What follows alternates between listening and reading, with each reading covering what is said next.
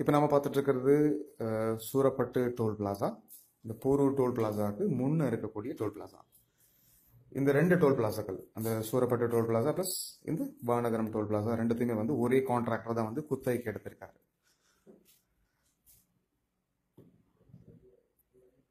இந்த ரெண்டு டோல் பிளாசாக்கும் 20 கிலோமீட்டர்ல சுற்றளவு இருக்கக்கூடிய மக்கள் வந்து எந்த விதமான சுங்கச்சாவடி கட்டணமும் செலுத்த தேவையில்லை. அவங்க மந்த்லி பாஸ் மட்டும் எடுத்துக்கலாம்.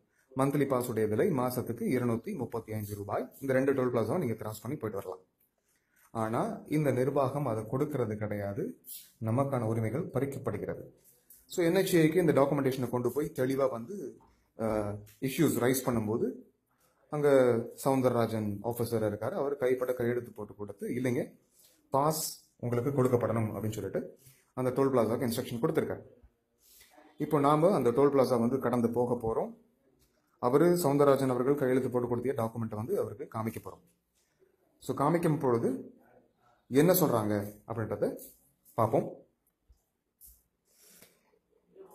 இந்த டாக்குமெண்ட் வந்துட்டு இந்த காணொலி வீடியோடைய வந்து பதிவிறக்கம் செஞ்சு உங்களுக்காக பகிர போறோம். ஸோ நீங்க இது ஒரு பிரிண்ட் அவுட் எடுத்து வச்சுக்கலாம்.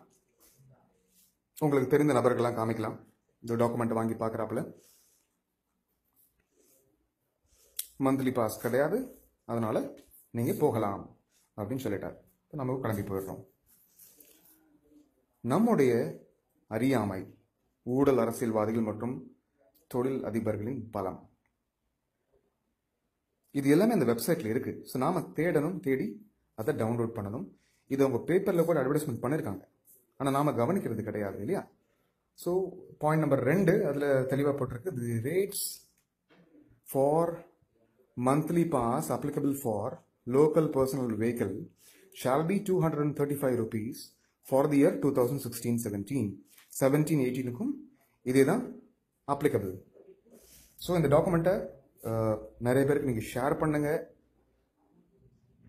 இந்த மாதிரி சின்ன சின்ன விஷயங்கள் எல்லாமே நாம் வந்து இணைந்து செயல்பட்டு வெளிக்கொணர்ந்தால் ஒரு பெரிய விழிப்புணர்வை நம்ம பொதுமக்களுக்கு ஏற்படுத்த முடியும்.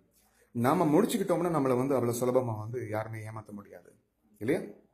ஸோ இளைஞர்கள் இப்படித்தான் வித்தியாசமான சமூக பணி நோக்கிய அரசியலை பண்ணோம்னா நமக்கு மக்களிடையே நல்ல வரவேற்பும் தேர்தலில் வெற்றியும் நிச்சயம் கிடைக்கும். மக்களுக்கு நாம் ஏதாவது பண்ணணும் இல்லையா? ஸோ இந்த மாதிரி பண்ண ஆரம்பிச்சோம்னா அறிவு சார்ந்த ஒரு அரசியலை நம்ம முன்னெடுக்கிறோம். நமக்கு வரவேற்பு இருப்போம். இணைவோம்.